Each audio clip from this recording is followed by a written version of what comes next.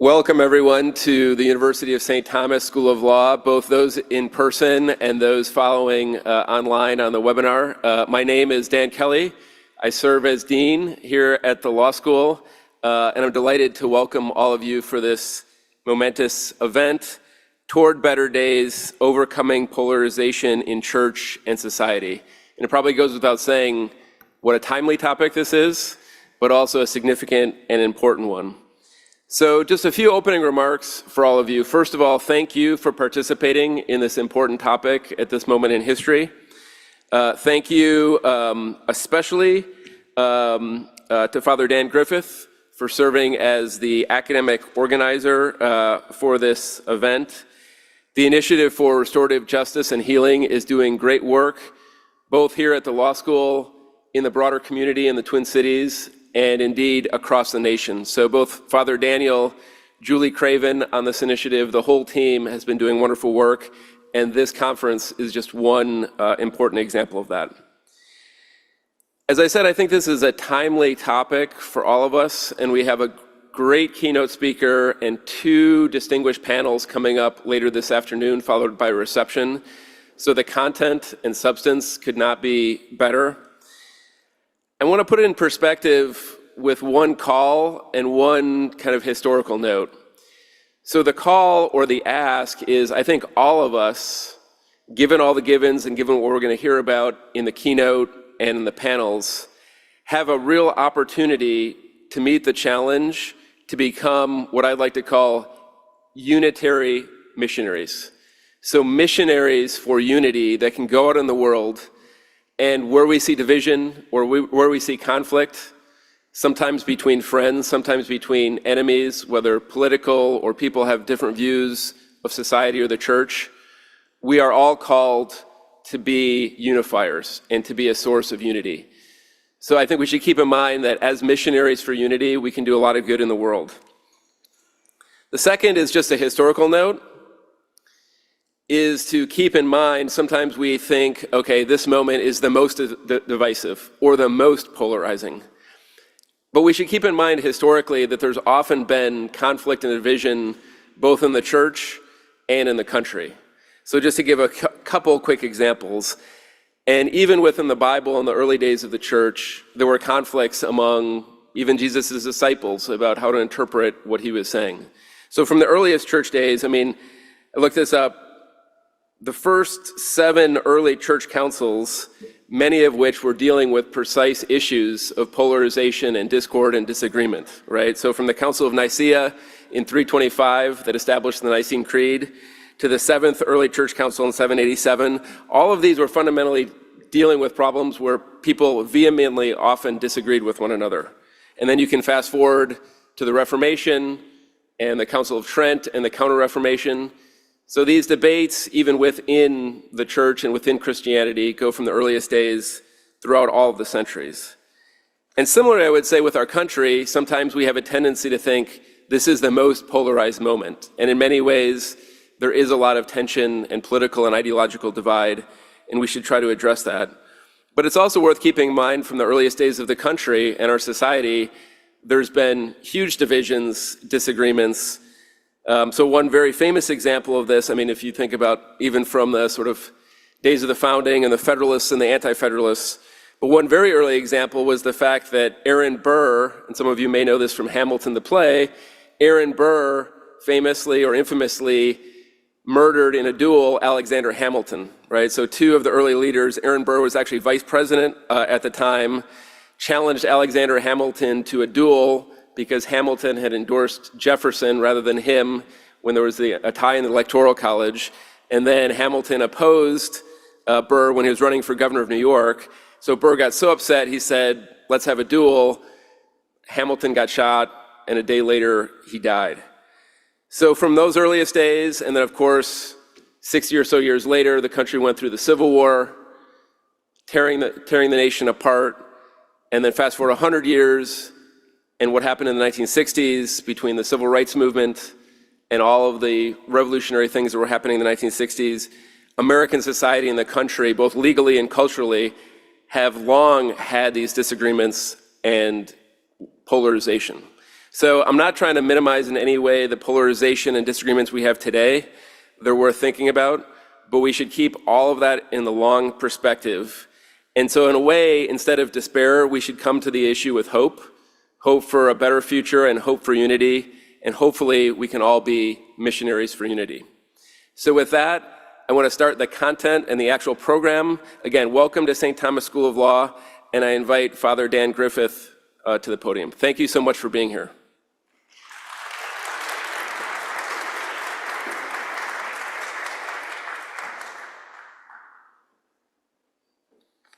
Thank you to Dean Dan Kelly for that wonderful welcome and great notes to begin on, missionaries for unity and hearts filled with hope, even amidst the challenging times. We are so happy that Dean Kelly is leading the law school at St. Thomas. His energy, entrepreneurial spirit, and strong commitment to the mission are both welcome and infectious. I also extend a warm welcome to those here in person. Thank you for being present on this glorious afternoon, which is competing a bit with our program. And those online, we thank all of you for your presence today. We celebrated the third anniversary of the launch of the Initiative on Restorative Justice and Healing earlier this month. We launched in 2021, IRJH, in the middle of the pandemic. There were a number of people at that opening launch with masks on, and yet there was hope. There was hope in the message shared and the numbers that came out for the launch of this unique and important initiative. And it's been a wonderful journey. I know Julie and I can both say that these past 3 years. I thank President Rob Vischer, who enthusiastically said yes when Hank Shea and I met with him to this initiative when he was dean of the law school. And that inspired us to move forward with both confidence and purpose. Grounded in the Catholic intellectual tradition, the Initiative on Restorative Justice and Healing seeks to name and help heal harm from institutional and leadership failures, racial injustice, and polarization.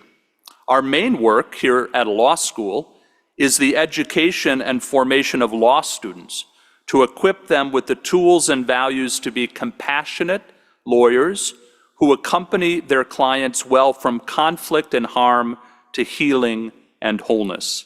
I'm so excited that we have a number of members of our leadership team here in the Twin Cities, and they will primarily make up the panels that you see. It's a national advisory board, and we also have our faculty fellows here as well.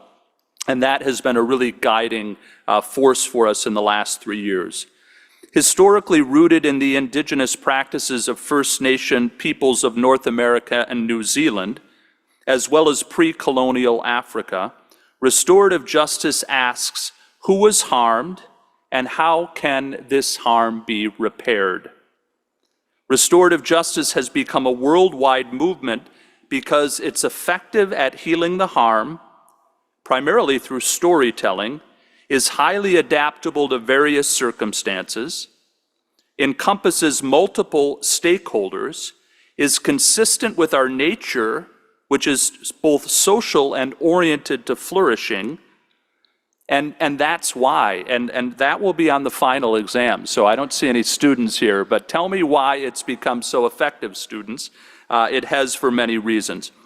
Julie and I and others who work in this space from a Catholic standpoint have found a rich dynamism that occurs when restorative justice is paired with Catholic social teaching or used in Catholic settings. There are so many corollaries between RJ and CST.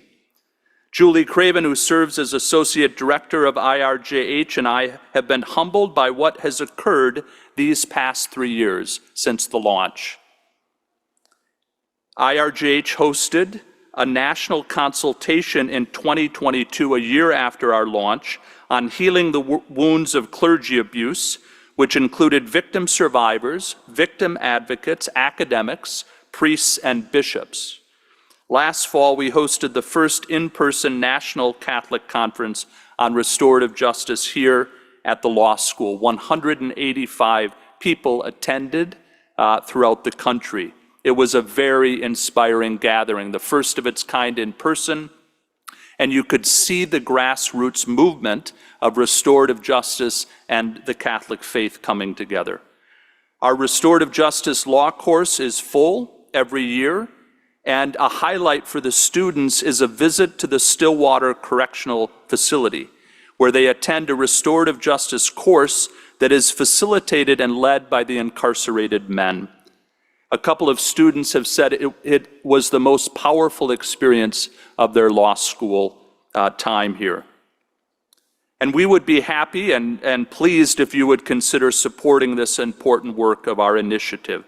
Today we take up, as Dean Kelly noted, the timely and important topic of both naming and helping overcome the pernicious harm of polarization, both in our church and in society. But we do so, and in part through the presence of Professor Emeritus Michael Hollerick. He'll look at the context from a historical standpoint, and our commentators and panelists will take this up from various standpoints with an eye toward overcoming polarization. How can we work in this space to make it a more unified country and more unified church? To help lead us in our dialogue today is Father Aaron Wessman. Julie and I had the opportunity last spring to join 80 other folks, facilitated both by Amy Ullman, but also by Father Aaron Wessman, together at Georgetown Law School. And it was a really enlightening journey as Father Aaron took us through the day, and a great method to dialogue together. And I'll introduce Father Aaron in just a minute. Following Father Wessman's talk, this is a little bit about the order of the afternoon. Following Father Wessman's talk, we will have a panel discussion on polarization in the Catholic Church. The phrase, "physician, heal thyself," comes to mind. We must do that work first as disciples of Jesus. How are we thwarting unity? How are we inhibiting the mission of the church as we wound and don't participate in the teachings of Jesus and the charity of Jesus? Ellen Koenig, Executive Director of Commonweal, will lead us in that discussion. Following our first panel, I will moderate a second panel focused on polarization in society, with both panels focused on how this polarization can be overcome. What's our role in that mission? There will be time for questions and answers near the conclusion of both panels and also at the conclusion of Father Aaron's talk. We are most grateful to our sponsor today, the G.H.R. Foundation, under the leadership, very able leadership of Amy Goldman. Through its philanthropic work, G.H.R. has focused internationally and nationally on promoting human dignity and integral human development, safeguarding, peace building, and dialogue in fostering a more just and humane world. After both of our panels, please join us for a reception as we continue the conversation and also celebrate the work that we are doing together. So I'd like to welcome Father Aaron and introduce him. We are delighted that he's made space in his very busy schedule to be with us today. We're fortunate to have him. He has a new book out, The Church's Mission in a Polarized World. And if you, as they say, wherever you find your books, order that book. It is a wonderful book. It is illuminating. It marshals a number of different various resources, both from the secular world and from the realm of faith, and it does so in a really compelling and intelligent way. Born in Ottawa, Iowa, okay, now you got to tell me how to pronounce this. Ottumwa, Iowa, Father Aaron made his final oath with Glen Mary in 2011 and was ordained in 2012. Father Aaron Wessman is the Vicar General and Director of Formation for the Glen Mary Home Missioners, and as I said, the author of the Church's Mission in a Polarized World. In his book, Father Aaron Wessman explores how we might rein in the momentum of hate, that is pushing us further and further apart. I would just note a fun connection. I had Tyler Wessman Conroy as my student in 2 classes, one of the best students I had during my time teaching here. And so we're happy that their mother has also joined the conversation today, no doubt proud of her 2 sons. So we welcome Father Aaron Wessman.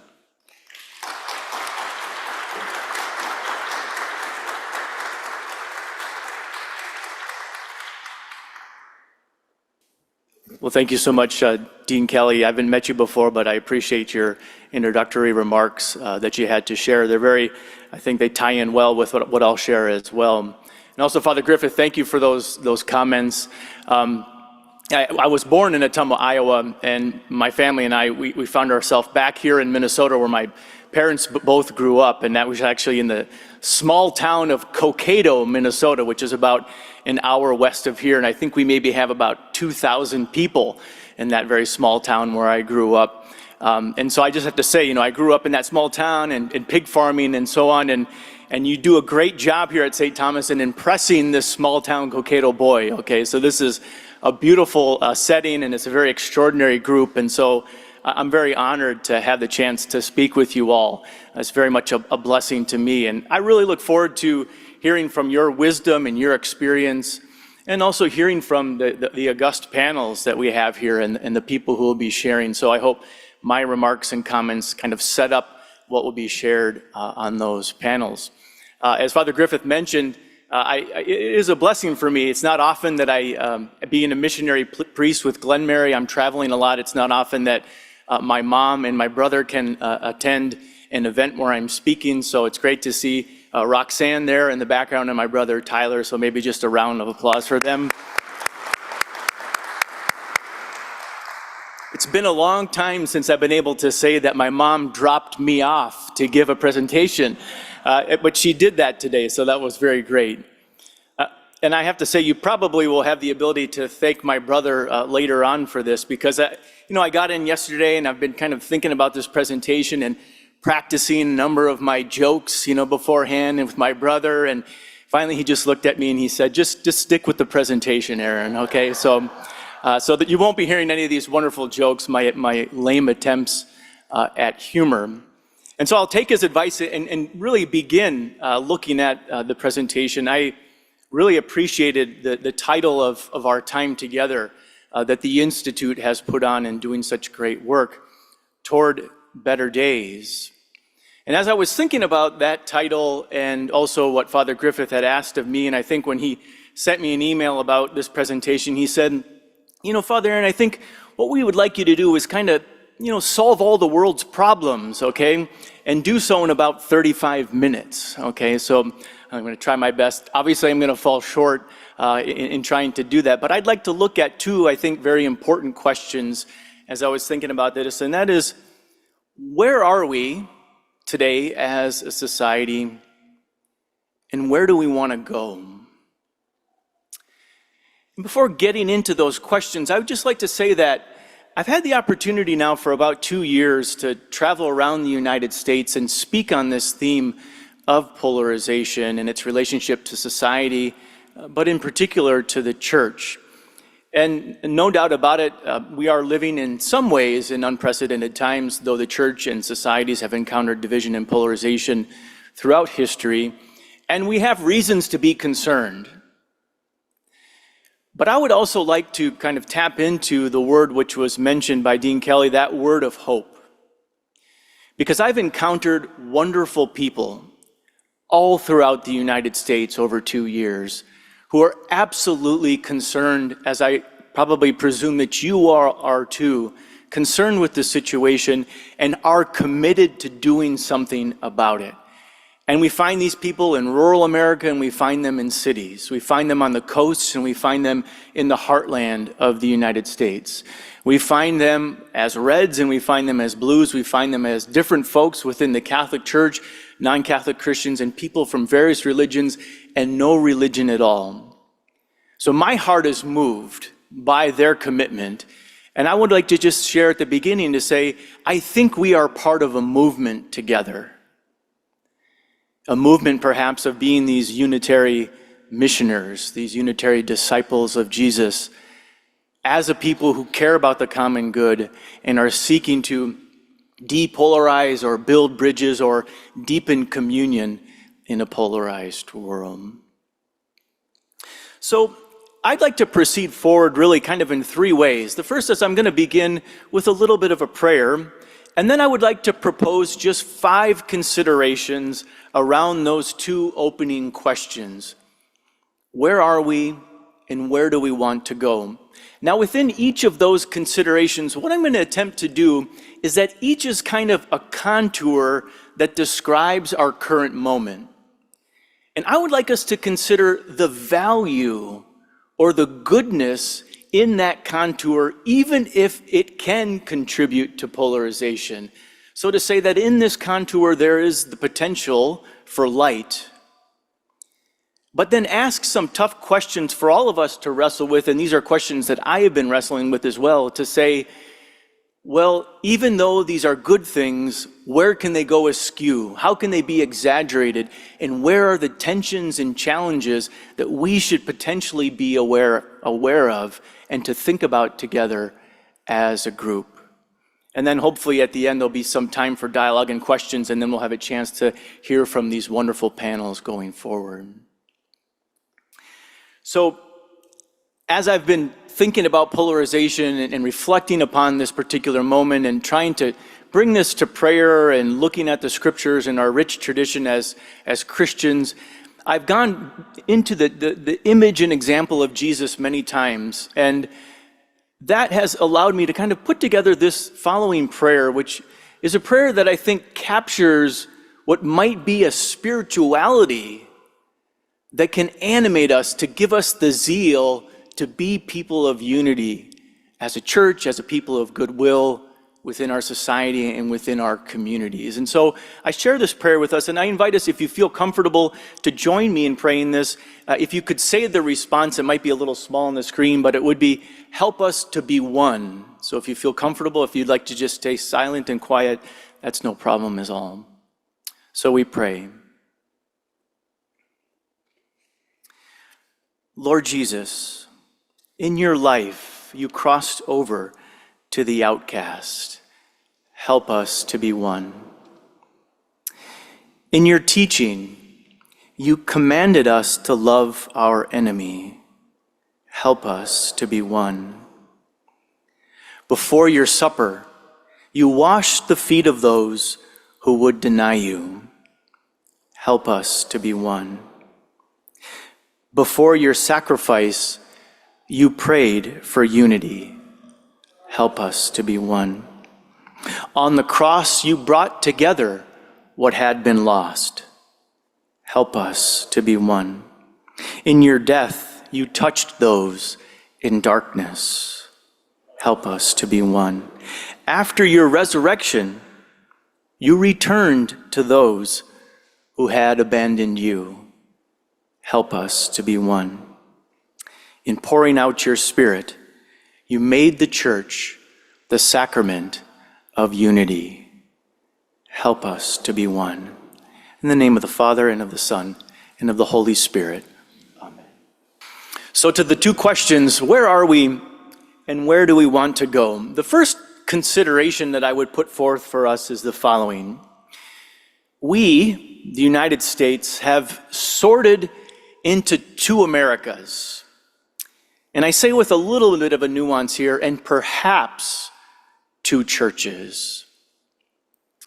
I think one of the things that I encounter as I've engaged a number of groups throughout the U.S. and also done my own research is that sometimes we feel the intensity of polarization in our own lives, right?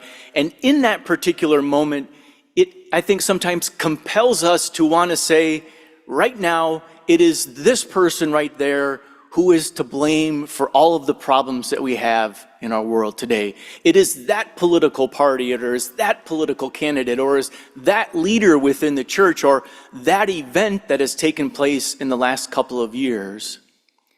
But I think for most of those people, and this has been alluded to, who study the challenge of polarization, even looking specifically at the United States, it is better to take the long view. And for many of those researchers, for instance, Ezra Klein, Monica Guzman, they look at least the last 6 or 7 decades of the United States, and they track how things have changed within those 6 or 7 decades. And one of the researchers who wrote a great book, The Big Sort, his name is Bill Bishop, will have to say to us, look, polarization is actually the effect of the fact that people in the United States over the last 6 or 7 decades simply chose to move. And they went all over the United States seeking jobs and opportunities and moving to different places. And in that process, they didn't set out for us to be polarized, but in that process, we formed 2 Americas that are divided geographically as well as politically. And oftentimes it can be captured in the picture of a map. And so if you look at this map, this is the results of the 2020 presidential election. And so the red areas are places where they voted Republican, and the blue areas are where they voted Democrat. The darker red, the more people voted for the Republican candidate. The darker blue, the more voted for the progressive candidate. And what we see here, of course, is that the 2 Americas which have emerged are roughly divided, again, with generalizations based on statistics, as a kind of coastal and interior America. Or perhaps better yet, the 2 Americas might be described as a rural and urban divide. This wasn't always the case in the United States. A lot more diversity existed politically, geographically in the United States even 5 and 6 decades ago.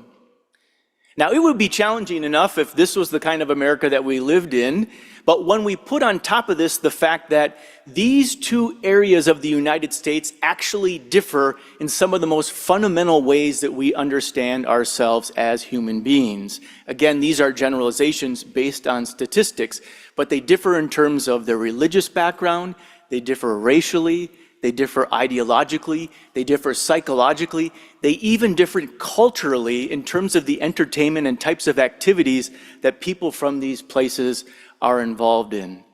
And so there literally, in many ways, is now 2 Americas who see the world in different ways that are divided geographically as well as politically. Now, the only caveat here is, and maybe you can guess this, do you have any idea what is the one thing that these 2 groups hold in common? Both have about the same number of Catholics who are part of these 2 groups, okay? So in one sense, it's about 40% inhabiting both of these groups. In one sense, we could say that's one of our strengths as Catholics. However, it's also important to consider the fact that in many cases, people who self-identify as Catholic oftentimes look more like a person from their political party and less like the identity that they are trying to have as a Catholic. In other words, our parties are highly influential in our lives, even if we actually don't want them to be. And this is some new research that is coming out that in fact Catholics really don't desire to just simply be another member of their party. It's just that there's such a great influence on us in this country. So a couple of things around that. Again, trying to appreciate the value of what it means for us to sort into 2 Americas and perhaps into 2 churches. The first point would be, as human beings, we simply just gravitate to those who are like us. Why? It is easier, right? Psychologists actually have a word for this, and it's called homophily. Homophily. So we're going to have a reception later on. Oftentimes this plays itself out, right? We walk around with our drinks and we try to find somebody where we have some touch points, right? Where we have some commonalities, for then we have the commonality and we build upon that. If we don't have much in common, it can be really tough to relate. As a Glenmarian, I work a lot around evangelicals. I was at a recent conference where I was one of the few Catholics among all of these evangelical Christians. And I love our evangelical brothers and sisters in Christ. But I have to say, it takes a lot of work, right? I don't know the names they drop. I don't know the situations they're dealing with. I don't know what's going on in their world. So it takes a lot of extra work. We just gravitate to those who are like us. Along with that, when we are in groups of like-minded people, we experience a couple of things which are essential to who we are as human beings. We experience belonging and we also experience this great sense of support. When we are in these groups, it can be identity stabilizing in a world that oftentimes is trying to water down our particular identities. I think many of us can relate to this in our parish life. We find a parish that suits our spirituality as a Catholic, and we continue to go back to that parish because we feel supported, and then we go back out into the world. That exitus and reditus, right? The return to the place that helps to strengthen us in our particular identity, which is a very good thing for us as humans. On the other hand, an important question for us to wrestle with is, even as we are sorting ourselves, can we find value in the other American or ecclesial experience? This is where I have seen in my own life and heard from others where it gets tough. You look across at that other political party, that subgroup within the church, people who come from that area of the United States, and many, many people will struggle to say that I find anything of value in that particular group. And sometimes they will express vehemently to me, I work a lot in rural America. There will be people who will say to me, Father Aaron, I don't know how in the world you could ever hang around those people from rural America. I don't see anything of good that they offer to this country, right? And that goes both ways. I think another challenge that we have to think about would be, how much commonality do we need as a country and as a church to avoid either secession on the one hand or schism on the other? I think a very scary thing and something we should be concerned about is that, statistically speaking, more and more people in the United States actually have a preference that certain groups would secede from the Union. Many people will argue that within the church itself, that there is a de facto schism already taking place. It just hasn't been named by the church, but it is already happening. Going then to the second consideration that I'd like to uphold with us today, and that is the following. Where are we? Where do we hope to go? That consideration is that intergroup dynamics are simply a part of the human experience. Along with that, these dynamics are highly influential in the church and in society, and in some ways can be very, very dangerous. We think back to the 20th century, a period of time where we saw some of the most bloodshed really throughout the world. We were in the shadow, if you will, of World War II and the Holocaust. That was an example of an extreme form of this intergroup dynamic, right? Where we create an us, we want to protect the us, we want to care for the us, and we see the them, and we want to destroy, perhaps even harm, and kill the them. And I'm thinking here, of course, of the horrors of the Holocaust in this moment. We can understand that after World War II, there were a number of people who went into the field of social psychology.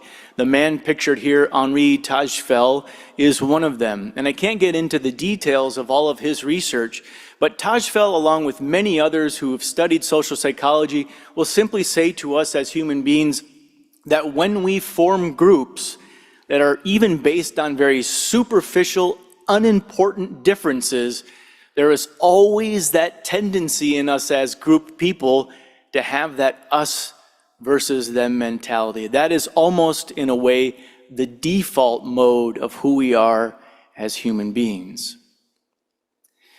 Now, I want to challenge us to appreciate what's going on here. So what is it about intergroup dynamics that is of value? The first is a very human thing, right? We want to care for our own. We want to protect what is important to us, and we want to survive. Historically, evolutionarily, our groups were important for survival. It's also understandable from a Catholic social teaching perspective that we would care for those who are most immediately in our presence. I think parents feel this way strongly. Pastors of parishes will feel this way as well. So there's a great longing inside of us as humans to care for the groups that we are a part of. along with that, we see it, I think, in many ways as courageous to be willing to die or sacrifice for one's group or one's people. There is a reason why I think we as an American society hold up our service men and women who are willing to go off to engage them in order to protect us, right? We understand that there is a certain bravery and heroism inherent in that kind of action. On the flip side, there is a darkness that can happen, of course, with this type of intergroup dynamic. And the challenge is, when we even desire to protect our own group, can we resist demonizing the other? And that, my brothers and sisters, is very difficult, very difficult. And that is also on the rise in these United States of America. Researchers who track demonization of the other are showing that there is an increasing amount of demonization and dehumanization of the other in the American context. Furthermore, I want us to invite as a people of faith, so does our faith in Jesus invite us to more than just survival within our group? And does it invite us to more than just caring for our own? And I argue strongly in my book that I think it does, and hopefully we'll have a chance to talk about that going forward. And the final thing here with this point is that I think we have two types of courage on display. The first is a courage to give your life to protect your own. The other is it not courageous to leave your group, to go and engage somebody who is different than you for the sake of the common good and for social solidarity? Transitioning then to the third consideration. So we're thinking about where we are and where we hope to go. I think the important point to mention here is that adversarial argumentation and language are motivating and common in church and in society today. I understand that I'm in the context of a lot of people who've studied the law and are practitioners of the law, so I probably don't have to do much to argue for the sake of the fact that adversarial argumentation can be a good thing, right? If we ever get into trouble with the law, we want somebody who can argue on our behalf, right? This is part and parcel in many ways of our Western tradition. It's not always been the case in different cultures that they see things this way, but it's certainly part of the Western tradition. Now, the problem is sometimes we take our adversarial argumentation to extremes, and it can devolve into, again, that sense of demonizing and dehumanizing of the other. And so today we've seen that sometimes when we are adversarially arguing, we use ad hominem attacks, publicly stated, both within the church and in society, where we see the other as a terrorist, as an enemy who needs to be destroyed or canceled with all of our efforts. And this language has become highly enticing, and it's highly influential in our particular cultural milieu here in the United States as well as in the church. I want to again try to appreciate the value in this whole sense of adversarial argumentation. The first thing to point out, and those who are kind of historians of thoughts and ideas will be much more versed in this than I am, but adversarial thinking developed in a way to prevent physical and violent conflict and war. So the Greeks, going back 2,500 years ago, were constantly at war within the city-states, right? And they finally said, well, like, how good is this serving our particular communities? We go to war in the summer, and then we count the costs in the wintertime.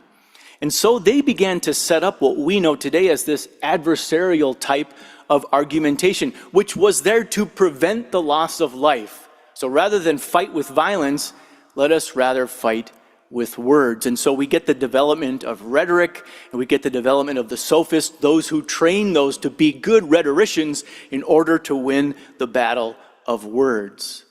So we have a lot of important philosophers who look into this area, but Protagoras, where we get the word protagonist, antagonist, as well as Aristotle, one of the most famous philosophers, suggests that this particular way of arguing is a good, beneficial way to arrive at the truth. We have adopted this in Western society, and it's still present today. On the other hand, there is a downside, and other philosophers such as Plato and a more contemporary one who studies conflict resolution, Morton Deutsch, would invite us to think, is there a better way for us to argue, to arrive at the truth? Plato said we should actually stand back together and see the truth as something out there, and then work together to arrive at what is the truth.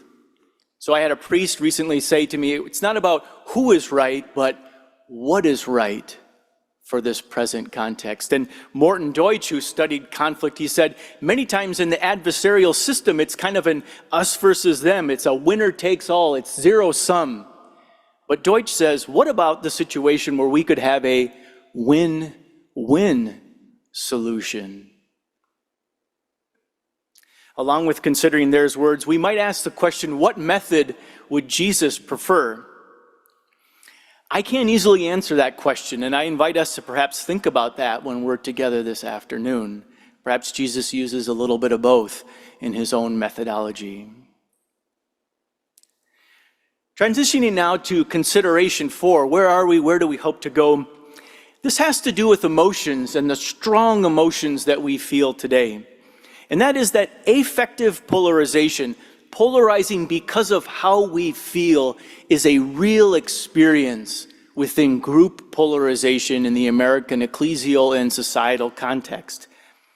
This is, in many cases, it can make us defensive when we feel these strong emotions, and it will make us sometimes want to blame the other for the cause of all the ills that are taking place within society, oftentimes resulting, I would argue, in little benefit. In giving talks throughout the United States and with different groups, it is almost regularly the case that I'll finish up with my talk and I'll ask for questions. It'll be the first hand that shoots up in the air, and right, the person, you can see they're kind of sweating, their heart is like popping out of their chest, they're all red, and I'm like, oh boy, here we go, so I'm getting myself ready, I'm trying to be curious and all this kind of stuff, trying to breathe deeply. And they'll say, Father Aaron, I love what you had to say, but you just don't get it. I'll say, okay, that's probably the case. You just don't get it. They are so bad. Those people out there, they are the ones that need to change. They are the problems. And I can relate. On my worst days, I sometimes feel that as well. That is affective polarization, our emotions wanting to blame the other group. I think it's important to kind of look at this. Oftentimes I'll ask people in the beginning of a talk, I'll say, how are you feeling about this present election cycle? And these are just a number of the feelings that people raise, right? Grievance and anger and sadness and fragility and disappointment. Right? Very rarely does somebody say, I'm really hopeful and excited about what's happening right now, okay? So it's a lot of dark and heavy emotions, things I feel myself at times. And so what do we do, right? When we feel these emotions, we gather around with those who are like us. We create an us. We then build a fortress because the others are too dangerous. We hide inside that fortress, right? We then look across and we see them, and boy, we don't have a lot of contact with them, so they must be bad people, and they're also building a fortress. And then there's the us versus them, where we lob these bombs and blame back and forth. And the question that I will respond often to the comments that come when people are expressing some of these emotions is simply to ask the question, do you feel that by blaming the other, you are benefiting society? Are you seeing the change that you desire happening? And so I think that's a great question that I ask myself and also ask others when we feel this affective polarization in our lives. So again, to appreciate this, a couple of things that are worth value. Many of these feelings emerge because we love. Because we love. And what we love seems to be threatened. There's a lot of people writing on anger right now. And many of the folks writing on anger will say, we feel angry when something we love is potentially being threatened. And so that's very understandable that in our society we are feeling that. And along with that, there are real complex justifiable reasons for why people feel certain ways today, both in the society and within our church. I mean, I think of the people that I serve in rural Appalachia, in the Rust Belt, who cannot find a job to support their family because those jobs have all left. They feel a sense of grievance, right? And it is real. And those are just facts of their particular existence.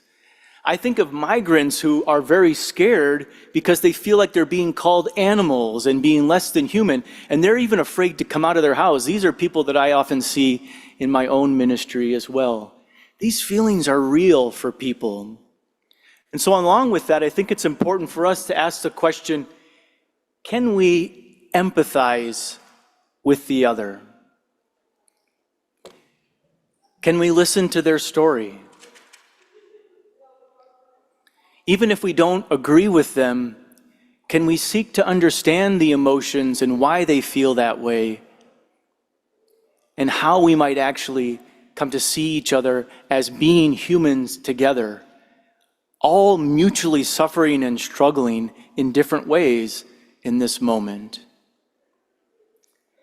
And along with that, rather than blaming the other, the invitation, I think, which is very important, and I think about this for myself, is can I accept how I have contributed to polarization? It might feel good to blame that person out there in that group, but can I look in my own heart and say, yeah, I've done some things that I regret, and I've contributed in some ways to the divisions within the church, and perhaps as well as in society.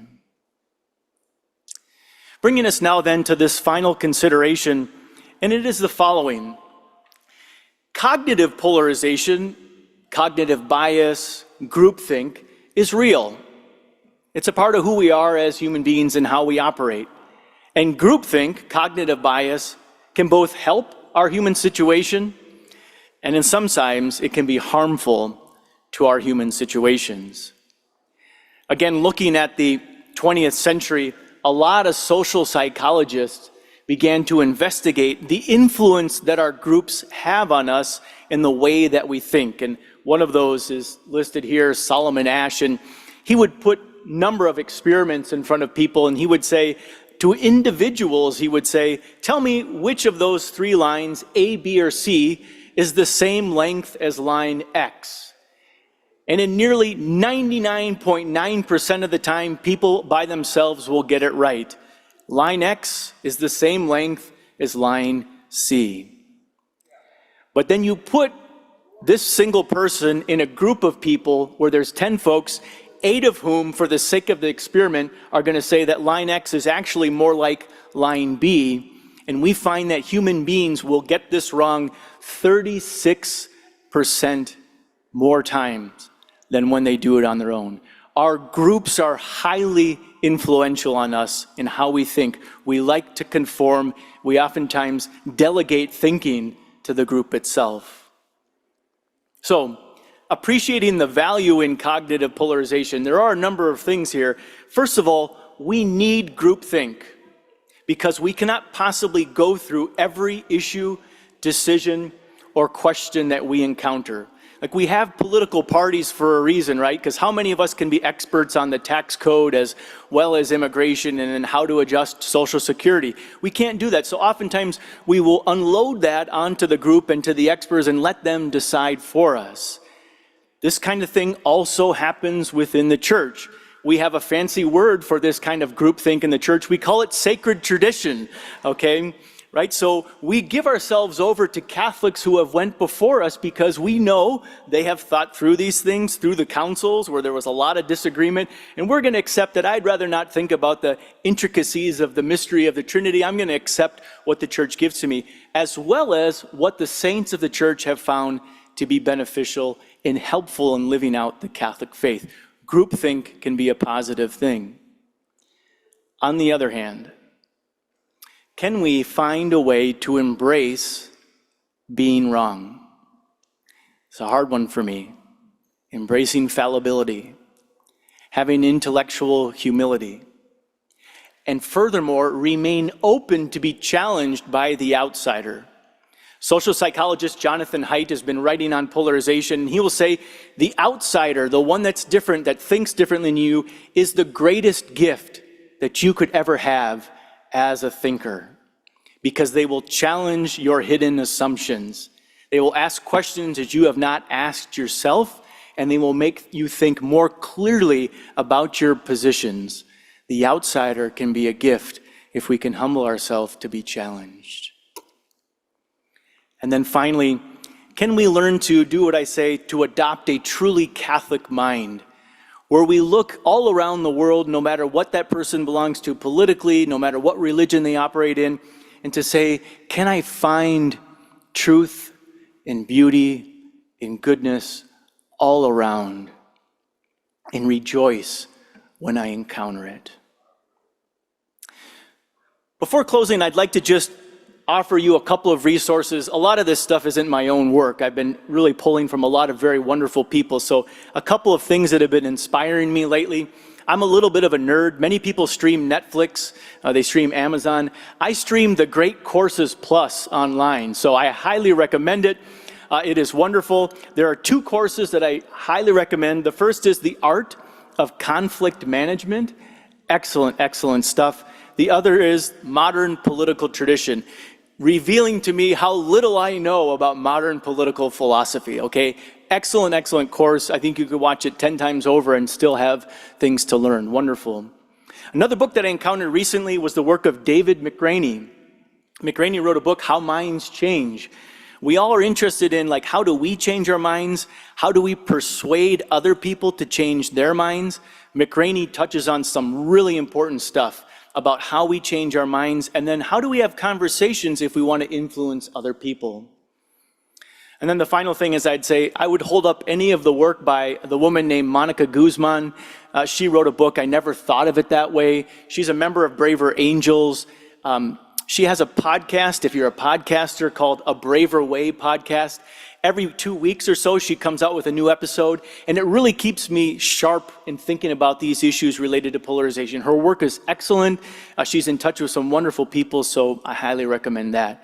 And so with that, I'll close for questions and say thank you all very much.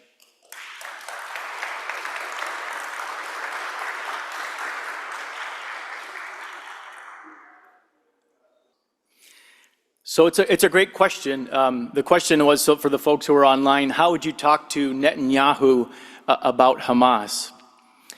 So the first thing I would say is having that conversation is well beyond my pay grade. And I would never even imply that I'm an expert on Middle East conflict. So I think it's good to maybe back up and have just a more broad conversation about how do we have a talk with somebody with whom we have major disagreements with, and maybe is even, let's say, potentially threatening, to our world or to other people's worlds. And I would just go back into my book and just offer a couple of points, because we might talk about some of this later. The first thing is, I always say to people, we've got to do our own interior work. I mean, as we know, like that examination of conscience to prepare ourselves for a conversation like that is really important. So looking at, what are my biases in this particular conversation? Am I flexible? Like, do I want a particular outcome? Am I available and open to various outcomes? Who is my in-group and how has that affected me? Who is my out-group? What is at stake for the person who I'm going to be engaging in conversation? What is at stake for me in this particular moment? And then in prudence, kind of asking, what in this moment am I being asked to ask that person, right? So what will be the thing that will help the situation the most in this particular moment? So I think doing that really good and important examination of conscience and thinking through, then I would say, again, I would think more closely to maybe within my family or within my Glen Mary community. I would say enter into that particular conversation with a deep sense of curiosity. I think that curiosity is one of the most important virtues that we can cultivate today. I think having a lot of curious questions available in my mind, can you help me understand? Can you say more about that? I think that those are very, very helpful ways. I also, and this is going to appeal to McRaney's work, David McRaney's work, he talks about using a numbering system, and I like this for the following reason. If somebody states a particular point, I really love the Minnesota Vikings, okay? You ask that person on a scale from 0 to 100, how strongly do you feel about that particular statement? So maybe they say it's a 50. So then in that moment, you can ask them, okay, so it's a 50, so why not 100? And all of a sudden, they're now objectively looking at their own perspective and saying, well, why isn't it stronger? Or why isn't it less? Or you might say, was there a moment in time where you actually felt differently when the number was lower? And then you ask the question, what has changed to bring you to that particular number today? So again, it's really trying to, if you will, massage the issue, the problem, and to approach it with a deep sense of curiosity. The final thing that I would say that can be helpful here is always have an exit plan. Have an exit plan.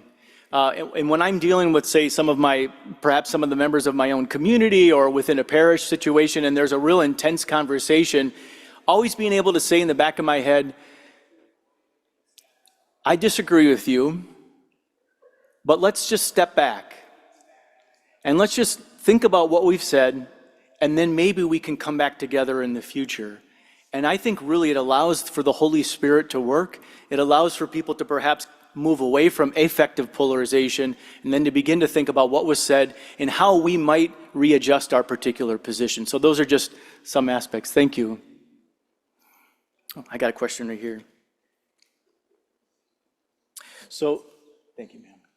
So the question here is, does economics factor into any divisions of polarizations that you have encountered? So this is a great question. If we brought the map back up, where we saw the map of two Americas, one of the defining factors of those groups, or the distinguishing factors, happens to break on economics. So rural America has struggled economically. A lot of jobs in many places have left rural America. And because of that, good people, I know them, right? Good people are suffering and struggling to find jobs to provide for their families. This is a delicate situation that people find themselves in. And the mentality for many people is that the elites of society have failed the people in those areas because of the trade deals that they have put forth and because they have exported many of these jobs to different places throughout the world. Now, I'm not an economist. We could really dissect that and look at that, but that is at least how they feel, and that's the narrative that they feel themselves. And so if there is an anti-establishment character who rises to power, that person can be very attractive as a person who's going to tear it all down because the system hasn't worked for somebody in that case. Along with that whole sense of the economic disparity between these two groups is now what we would find to be a great break around education. So in the blue group has far, far more education and is working a lot more white-collar jobs than those in the red group. The red groups are much less likely to get an education today, and they're far more likely to be in blue-collar jobs. And so you have, again, economic as well as the way people have been educated, and then going as well the jobs that are available to people. So economics does play an important aspect of the division that's happening. Father Griffith, a couple more questions? Okay.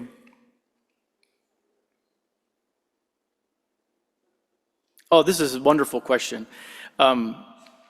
So where do you see the church intentionally and systematically helping people to love their opponent and reduce polarization? So there are wonderful, wonderful examples. I know that you all had something with the Precious Blood community. I think last week I read that in your. So I had a chance to give a retreat to the precious bleeders, as we say colloquially, the community of the Precious Blood. And it was great because I was sharing with them, but they were sharing with me what they're doing around reconciliation. So they are creating tables to bring together folks who have been harmed sometimes by each other and allowing them to find ways to seek reconciliation and healing. It is a remarkable ministry in the church right now. They're going into some of the most difficult spots and allowing this to happen. What a beautiful thing. I'll also give a shout out to the Focolari community. I know we have some of those members who are here. I'm amazed at their charism, at what they do. They look for where there's the most pain and division in society, and they move toward that pain and division in order to stand in solidarity with the people who are there. Not necessarily in choosing one side or the other, but seeking to attempt to bring peoples together. So I'll leave those. I would say Glen Mary, but I don't need to have any self-promotion here. So I think Glen Mary's doing great as well.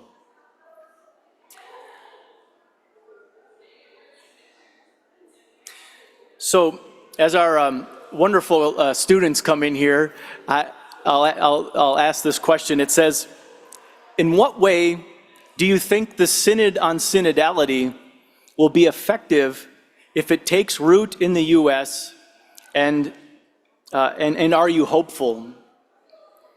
The first thing I would like to actually share about this is that in some cases in the United States, we had kind of competing ecclesial movements, okay? So we had the Eucharistic revival on the one hand and the Synod on Synodality on the other.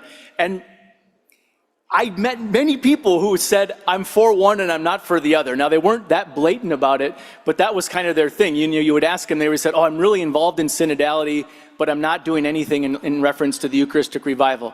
So in my opinion, I really feel strongly that both of these should have and can be continually brought together in a very, very healthy way. And I'll go back to my slide in order to indicate why. The first is the courage to want to strengthen our own particular group, right? And to have something that strengthens our identity. And if there's anything that does that, it is the Eucharist, right? It is gathering as a community around the Eucharist to receive that grace and then to be commissioned to be sent. And that is the flip side, which synodality invites us to, right? It is about going out to engage the other and having listening sessions together and trying to seek to understand where is there wisdom that can be shared from different groups while people share their stories. So I feel strongly that if these two are held together, that they will probably produce the most fruit for our ecclesial situation. And I would just say, I'm very hopeful. I mean, every experience I've had with synodality, as well as with the Eucharist revival, has been extraordinary. It's been extraordinary. And so I just continue to hold those up as two fruits for the church. And I think with that, Father Griffith, I think I'll stop. Is that okay? Okay, great. Thank you.